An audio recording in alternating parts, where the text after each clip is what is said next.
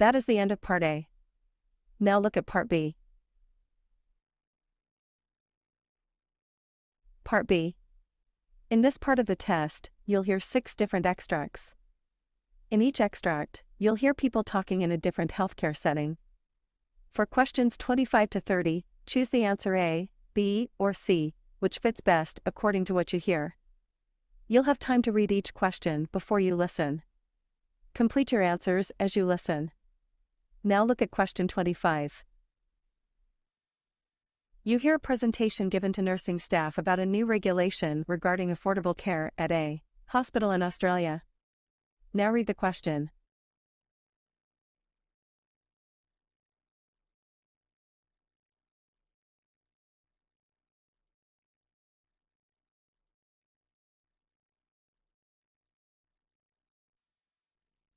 Good morning, everyone. I am here today to discuss a new regulation that affects healthcare providers and patients in Australia. The regulation is called the Affordable Care Act, and it has been implemented to help make healthcare more accessible and affordable to all Australians. The Affordable Care Act is designed to ensure that every Australian has access to affordable, high-quality healthcare services. This means that hospitals and healthcare providers must work together to provide the best possible care to patients while keeping costs down. As nursing staff, you play a crucial role in ensuring that patients receive the best possible care. You are responsible for ensuring that patients are comfortable, safe, and well cared for during their stay in the hospital. The Affordable Care Act will help you to do this by providing additional resources and support to hospitals and healthcare providers. Under the Affordable Care Act, hospitals and healthcare providers will be required to report certain quality measures to the government. These quality measures will be used to determine the effectiveness of healthcare services and to identify areas for improvement. As nursing staff, you will be involved in collecting and reporting these measures, which will help to improve patient outcomes and ensure that patients receive the best possible care. Another important aspect of the Affordable Care Act is that it will help to reduce healthcare costs for patients.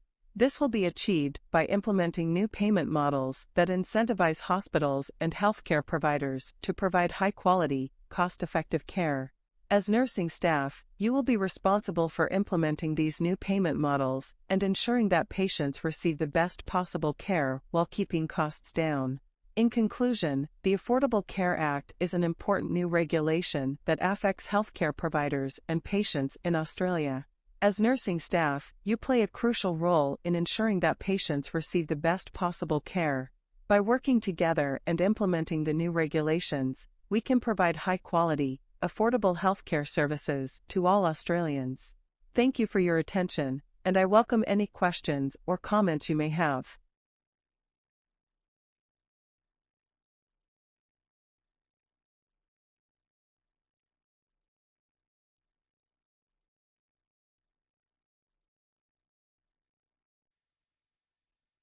Now look at question 26. You hear a conversation in which the nursing manager talking to the nursing staff on an issue regarding managing patient flow and bed management. Now read the question.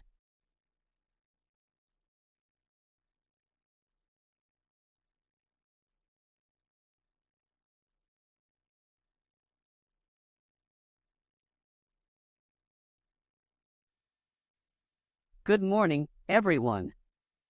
I want to talk to you today about an important issue we're currently facing in our hospital: patient flow and bed management. Good morning, Manager.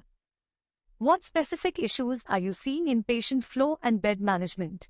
We're experiencing a high volume of patients coming in, and we're finding it difficult to manage the flow of patients through the hospital. We're also seeing an increase in patients needing to be admitted, which is putting pressure on our bed management system. That does sound challenging. What can we do to help manage this issue?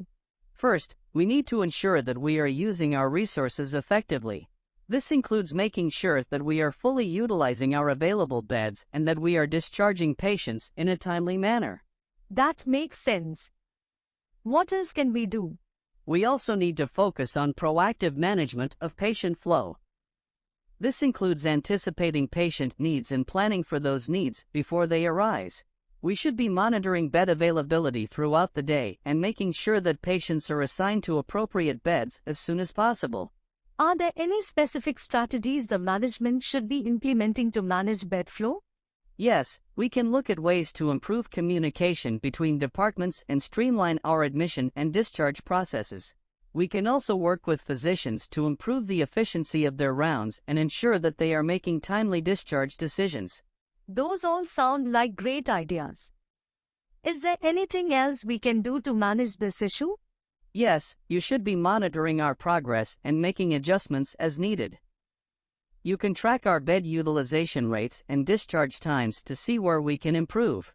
By working together, we can manage this issue and ensure that our patients receive the best possible care. Thank you for your attention, and please let me know if you have any questions or concerns.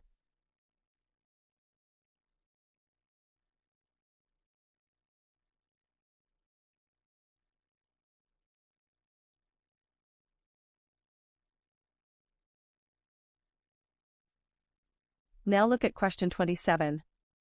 You hear a morning briefing in a hospital operating room. Now read the question.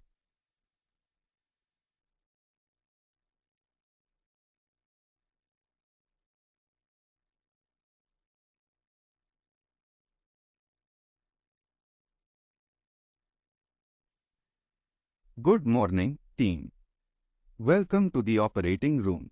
Today, we have a challenging procedure ahead of us, and I want to make sure that we are all on the same page. Now, let's review the patient's case. We will be performing a laparoscopic cholecystectomy on a 45-year-old female with a history of gallstones. We will need to pay close attention to her vital signs throughout the procedure. Next, let's review the surgical plan. We will begin with a 4-port laparoscopic approach and will need to mobilize the gallbladder from the liver bed. We will use electrocautery to control bleeding and will take care to avoid injury to the common bile duct. Does anyone have any questions about the procedure? Great. Let's also review the anesthesia plan. We will be using general anesthesia, and the anesthesiologist will monitor the patient's vital signs throughout the procedure. We will also need to make sure that the patient is positioned correctly and safely on the operating table. Finally, let's review our roles and responsibilities during the procedure. I will be leading the surgical team, and the circulating nurse will be responsible for managing the equipment and supplies. The scrub nurse will assist me with the surgical instruments, and the anesthesiologist will manage the patient's anesthesia. We will all work together to ensure the safety and success of the procedure. Alright, team, let's get started. Remember to communicate clearly and effectively throughout the procedure, and let's give this patient the best possible care. Thank you.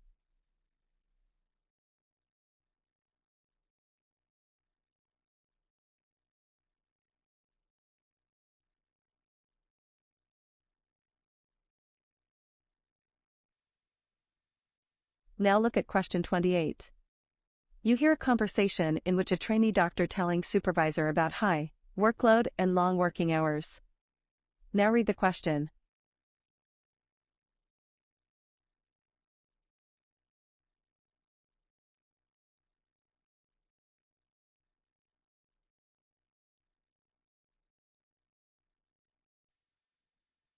Hi, Dr. Smith.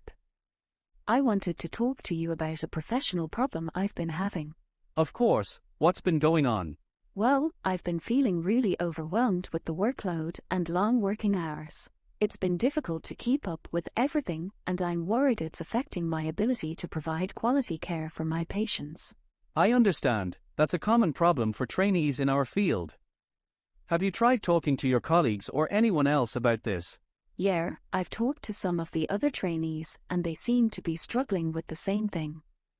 But I wasn't sure who else to turn to for help. It's good that you've talked to your peers, but you should also know that there are resources available to help you cope with these issues. You can speak to our department's chief resident or the program director to discuss your workload and see if there are any adjustments that can be made to make things more manageable. That's good to know. I was also wondering if there are any other strategies I can use to better manage my workload and avoid burnout. Definitely. One thing you can do is prioritize your tasks and delegate responsibilities when possible. It's important to take breaks and practice self-care as well, so you can come back to work refreshed and focused. Thank you for the advice, Dr. Smith. I appreciate your support and will definitely look into those resources and strategies. Anytime, that's what I'm here for. Remember, it's important to take care of yourself so you can take care of your patients.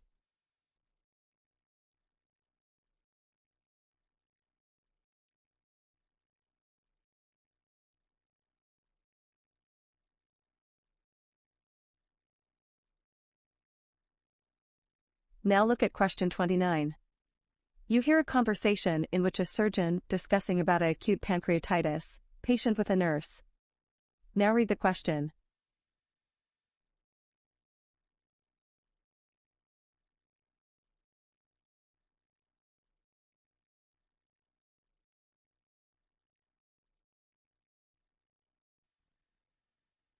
Good morning, nurse.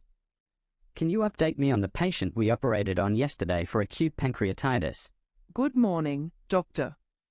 Yes, the patient is currently in the recovery ward and is stable.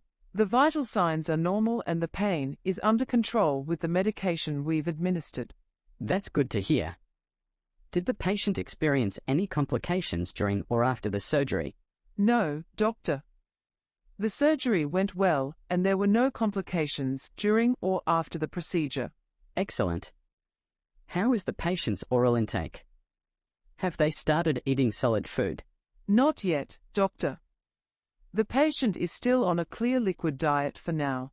We plan to gradually introduce solid food once the patient's condition improves and the digestive system can handle it. Okay, that sounds like a good plan. Please continue to monitor the patient closely and report any changes or concerns to me. Of course, doctor. Is there anything else you would like me to keep an eye on? Yes, please keep a close watch on the patient's urine output and any signs of fever or infection. Also, ensure that the wound is healing properly and there are no signs of bleeding or leakage. Understood, doctor. I will continue to monitor the patient closely and report any concerns to you immediately. Thank you, nurse. Your vigilance is greatly appreciated. Please let me know if there are any changes in the patient's condition. Will do, doctor. Thank you for your time.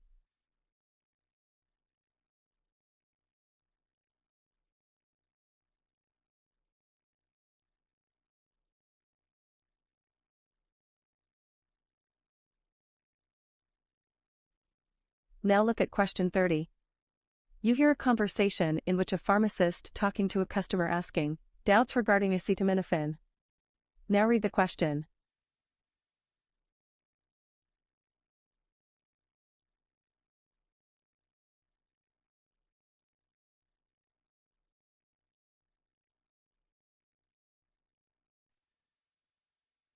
Hi there. How can I assist you today? Hi, I wanted to ask some questions about acetaminophen. Is it safe to use? Yes, acetaminophen is considered safe when taken as directed. It is one of the most common pain relievers available and can be used to relieve mild to moderate pain and reduce fever. Is it true that acetaminophen can cause liver damage? Yes, that is correct. Taking too much acetaminophen over a period of time or taking more than the recommended dose can damage your liver. It is important to follow the dosing instructions carefully and not exceed the recommended maximum dose of 4,000 milligrams in 24 hours. Can I take acetaminophen if I am already taking other medications? It depends on the other medications you are taking. Acetaminophen can interact with certain medications, so it is important to check with your doctor or pharmacist before taking it if you are already taking any prescription or over-the-counter medications. How long does it take for acetaminophen to start working? Acetaminophen usually starts to work within 30 minutes to an hour after taking it. However, the duration of its effects may vary depending on the dose and individual response. Thank you for your help. That was very informative. You're welcome. If you have any further questions or concerns, please don't hesitate to ask. Actually, I have one more question. Can 0NE take acetaminophen if she is pregnant? Acetaminophen is generally considered safe during pregnancy when used as directed. However, you should always check with your doctor before taking any medication during pregnancy, especially if you are in your first trimester. Okay, thank you. And what about breastfeeding? Acetaminophen is safe to use while breastfeeding, as only small amounts are passed into breast milk. However, it is still important to use it only as directed and to check with your doctor if you have any concerns. That's good to know. Thank you for your help. You're welcome. Don't hesitate to come back if you have any more questions or concerns about acetaminophen or any other medication. Have a great day.